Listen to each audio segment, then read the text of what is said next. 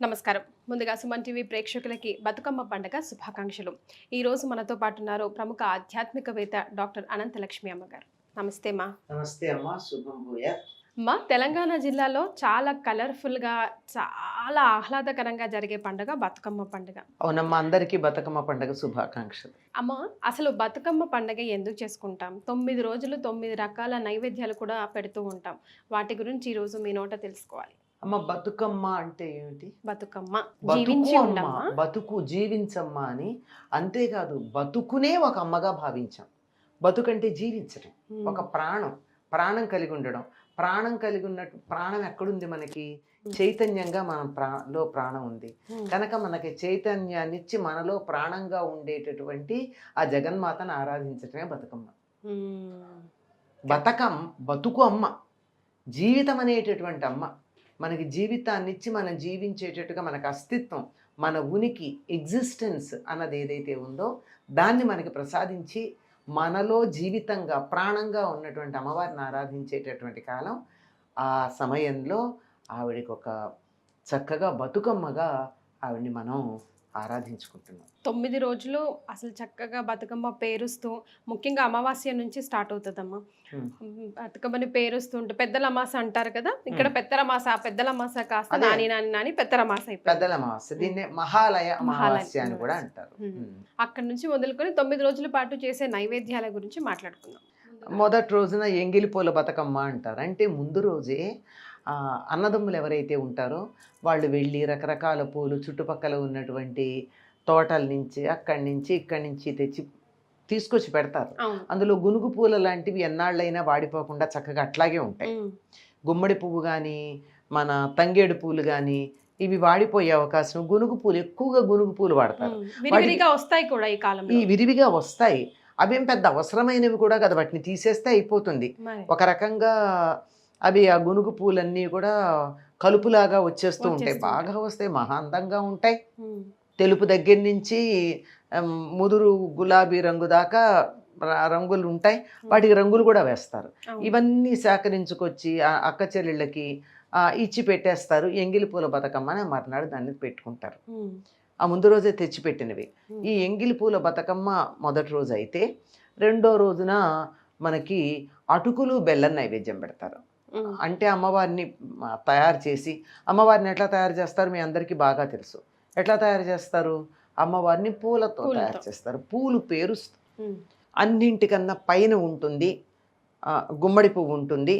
ఆ కింద నుంచి రకరకాల పూలతో పేర్చుకొస్తారు. సాధారణంగా ఇది 9 వరుసల్లో ఉండేటటువంటి పద్ధతి ఉంది. ఎందుకంటే అమ్మవారిని కనుక మనం ప్రార్థన చేసినట్టయితే లలితాదేవి మొదలైన పేర్లతో మనం సంప్రదాయ పద్ధతికి గనక వెళితే, జానపదం నుంచి అక్కడ మేరులో ఎలా ఉంటాయో అన్ని ఆవరణలు ఉంటాయి దీనికి.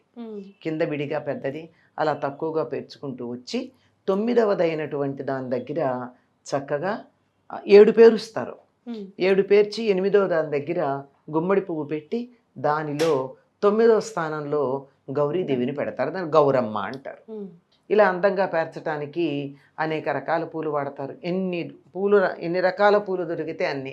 ఇది పేర్చటంలో ఎంత నైపుణ్యం చూపిస్తారో చెప్పలేము. స్త్రీలకు ఉన్నటువంటి సృజనాత్మకత, నైపుణ్యం, శిల్పకళ వైశిష్ట్యం ఇవన్నీ కూడా దీంట్లో కనపడతాయి. దీంట్లో ప్రధానంగా గునుగు పూలు, తర్వాత తంగేడు పూలు, నీలి పూలు, నీలంగా చక్కగా ఉంటాయి అవి. వీటన్నిటిని ఇంకా అనేక రకాలు, ఇంకెన్ని దొరికితే అన్ని రకాల పూలు తెచ్చి, బంతి పూలు అన్ని వీటిని తెచ్చి పైన మాత్రం గుమ్మడి పువ్వు దొరికితే పెడతారు. ప్రధానంగా దానికోసం ప్రయత్నం చేస్తారు కూడా. ఇక్కడ దొరకట్లేదు కదమ్మా, తమలపాకులో పెట్టుకుంటున్నారు. తమలపాకుతో అలా తయారు చేసినటువంటి ఈ బతుకమ్మని దేంట్లో పెడతారో తెలుసా అమ్మా? నేను ఇక్కడ కనుక్కున్నాను. మనకి గుమ్మడి ఆకు కానీ, బూడిద గుమ్మడి చెట్టు పాదు యొక్క ఆకు కానీ ఉంటే దాన్ని ప్రధానంగా పెట్టుకుంటారట. ఆ ఆకులో పెడతారు దాన్ని. ఇప్పుడు గుమ్మడి ఆకులు ఇంత ఉంటాయి కదా, ఇంత ఆకులో పేరుస్తారు. ఈ పేర్చడానికి ముందు కింద చెక్క పెడతారు, ఏదన్నా పెట్టచ్చు. ఇలాంటి ఆకులో పెట్టుకుని దాన్ని చక్కగా ఇలా పేర్చి తయారు చేసిన తర్వాత మొదటి రోజు ఆడవాళ్ళందరూ దాని చుట్టూతా చేరి చక్కగా బతుకమ్మ పాటలు పాడుతూ, బతుకమ్మ ఆడుతూ, అడుగులు లయబద్ధంగా వేస్తూ, ఆడడం అంటే అదే దాని చుట్టూతా తిరుగుతూ చక్కగా అటుకులు బెల్లం నైవేద్యం పెడతారు. ఆ రోజు అటుకుల బతుకమ్మ. బతుకమ్మ అంటారు. తర్వాత రోజున ముద్దపప్పు నైవేద్యం పెడతారు.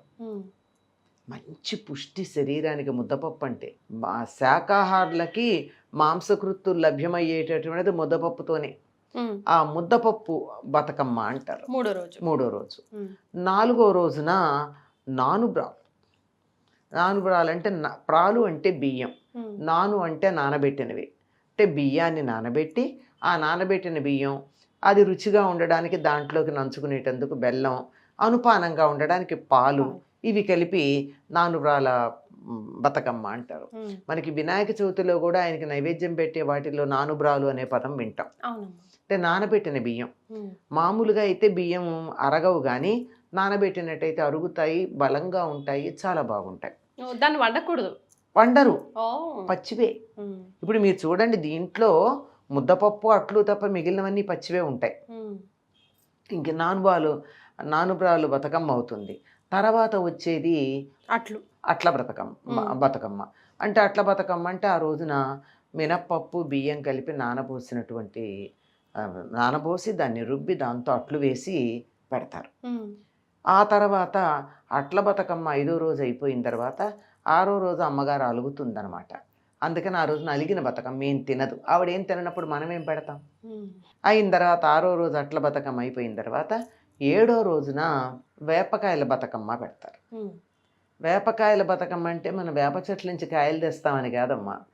కొన్ని ప్రాంతాలు దీన్ని పాలకాయలు అంటారు, వీటిని ఇక్కడేమో వేపకాయలు అంటారు.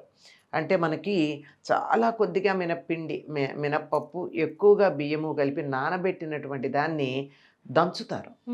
దంచి దాంతో ఆ తడి బియ్యాన్ని దంచి దాంట్లో కొద్దిగా చాలా కొద్దిగా కలిపి సకినాలు తయారు చేస్తారు కదా. ఆ సకినాలు చేసే పిండిని ఇలా ఒత్తి సకినాలు చేయకుండా వాటిని చిన్న చిన్న కాయల్లాగా చేస్తారు, ఉండల్లాగా. వాటిని అట్లా పెడతారు.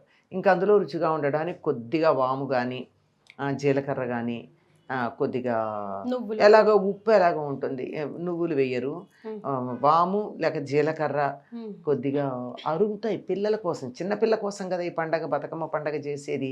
అందుకని కాస్త ఇంగువ ఇట్లాంటివి ఏమన్నా వేసి చిన్న చిన్న కాయల్లాగా చేసి వేయిస్తారు నన్ను.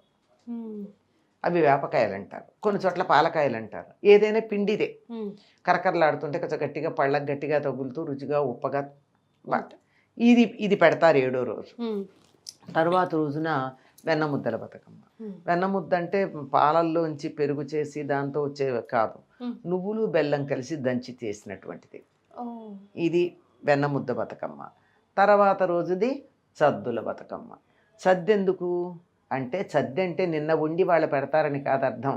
దూర ప్రయాణం చేసేటటువంటి వాళ్ళకి ప్రయాణంలో తినడానికి కట్టించే దేన్నైనా సద్దె అంటారు. అంటే ఇట్లా పొయ్యి మించి దించి ఇట్లా తింటలేదు, దాన్ని కొంచెం చల్లారాక తర్వాత ఎప్పుడో తింటారన్న ఉద్దేశంతో ఇట్లా ఒక్కొక్క రోజున ఒక్కొక్కటి పెడతారు. వీటిల్లో మీరు గమనించినట్టయితే అంతా కూడా బియ్యము పప్పుతోనే ఉందంతా, ఇంకో పదార్థం లేదు.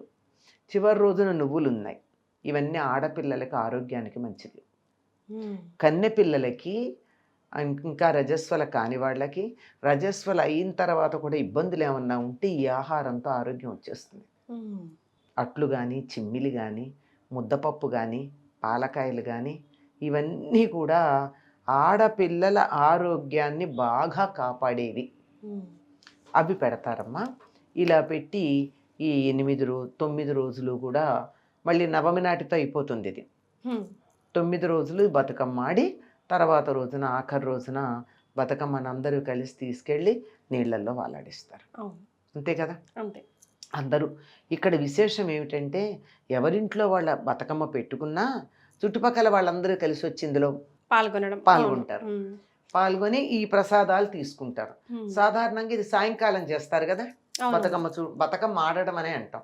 ఈ బతుకమ్మ ఆడడం అన్న సాయంకాలం చేస్తారు కనుక ఇది అన్నప్రసాదాలు ఏం పెట్టరు. ఇది అమ్మాయి చిన్నది, ఆ అమ్మాయి కోసం చేసేది ఇది. అందువల్ల ఇవన్నీ చిన్నపిల్లలు తినేటటువంటి అటుకులు బెల్లం అని కానీ, చిమ్మిలి కానీ, ఇవన్నీ పాలకాయలు కానీ, పిల్లలకి సరదాగా తినడానికి పనికొచ్చే పదార్థాలు. వీటిని పెట్టుకుంటూ ఈ బతుకమ్మ చుట్టూతా ఆడేటటువంటి పాటలు కూడా చాలా విశేషంగా ఉంటాయి. అసలు ఆడటం కూడా ఎంత మంచి ఎక్సర్సైజ్ అమ్మా. ఎంత మంచి ఎక్సర్సైజ్. సాధారణంగా ఏముంటుందంటే ప్రతి వాళ్ళకి ఎప్పుడో ఒకప్పుడు డాన్స్ చేయాలని ఉంటుంది. ఇంట్లో కూర్చొని నువ్వు నేను డాన్స్ చేస్తే మన ఇంట్లో పెద్దవాళ్ళు ఊరుకుంటారా, ఏమిటి ఎద్దులా ఎదిగావు ఏమిటి డాన్స్లు, అది ఎవరైనా చిన్నపిల్లలు చేయాలి, పెద్దవాళ్ళు ఏమిటి అని అంటారు కదా. అట్లా కాకుండా తమలో ఉన్నటువంటి నాట్యం చేయాలనే కోరికను తీర్చుకోవడానికి ఇట్లాంటివి చాలా గొప్ప అవకాశాలు. చక్కగా లయబద్ధంగా అడుగులు వేస్తూ, చేతులతో తాళం తడుతూ, చుట్టూతా తిరుగుతూ, అసలు పాటలు కొన్ని ఉంటే ఆ పాటల్లో వీళ్ళు అనేక విషయాలు, వాళ్ళ జీవిత విషయాలన్నీ అందులో కలిపేస్తూ ఉంటారు. అవునమ్మా. ఎన్నో కలుపుతారు. అసలున్నది ఒకటైతే ఇంకా ఎన్ని అంటే వాళ్ళ కుటుంబంలో ఉయ్యాల పాటలో ఉన్న రిలేషన్స్, ఎమోషన్స్ గురించి అన్ని అన్ని కూడా చాలా వచ్చేస్తాయి. చక్కగా అందులో ఉన్నదానికన్నా వాళ్ళ కుటుంబంలో వాళ్ళు పడుతున్నటువంటి అవస్థలు, వాళ్ళు పొందుతున్నటువంటి బాధలు, సంతోషాలు, ఆనందాలు అన్నీ కూడా నలుగురితో పంచుకునేటట్టు ఉంటాయి. ఇదిగో దీన్ని మొదలు పెడతారు. కలవారి కోడలు కలికి కామాక్షి కడుగుతున్నది పప్పు కడవలో పోసి అని ఉంది కదా, అక్కడ పెట్టి తర్వాత ఉయ్యాలో ఏదో దానికి ఒక తాళానికి సరిపోయింది పెడుతూ అందులో ఉన్నదానికి వీళ్ళు ఎన్నో చెప్తారు. అత్తగారు ఎన్ని రకాలుగా అన్నది, బావగారు ఎన్ని రకాలుగా అన్నారు, వీళ్ళు ఏ రకంగా అన్నారు, తమ మనస్సులో ఉన్నటువంటి భావనలన్నీ కూడా ఇతరులతో పాటల రూపంగా, నృత్య రూపంగా పంచుకునేటటువంటి ఒక అద్భుతమైనటువంటి సన్నివేశం బతుకమ్మ ఆడడం అనేది. కళ్ళకు కట్టినట్టుగా మీరు నోటి ద్వారా చూపించారు ఈరోజు నాకు. అదే ఎన్ని చెప్పుకుంటారు అన్ని రకాలు. ఎవరికి వాళ్ళు ఆపరు, ఒకళ్ళు ఆపుతూ ఉండగానే ఇంకోళ్ళు అందుకుంటూ ఉంటారు. అంటే తమ మనోభావాలు ప్రకటించాలనేటటువంటి ఒక తపన కనపడుతుంది. ఇది అద్భుతంగా తమ మనోభావాలు ప్రకటిస్తూ దానికి అనుగుణంగా అడుగులు వేస్తూ అందరితోనూ కూడా అవే మాటలు మళ్ళీ చెప్పిస్తారు. ఒకళ్ళు అంటూ ఉంటే రెండో వాళ్ళు మళ్ళీ అంటారు కదా. ఈ అనడంలో అంటే తాను పడుతున్నటువంటి కష్టం కావచ్చు, సుఖం కావచ్చు, అది అందరూ పొందేదే కదా, ఎవరికి విడివిడిగా ఉండేది కాదు. కనుక అందరం కలిసి సుఖ దుఃఖాలు పంచుకుంటామనేటటువంటి భావన మనకి ఇందులో కనపడుతూ ఉంటుంది. చాలా సంతోషం అమ్మా, ధన్యవాదాలు. శుభం.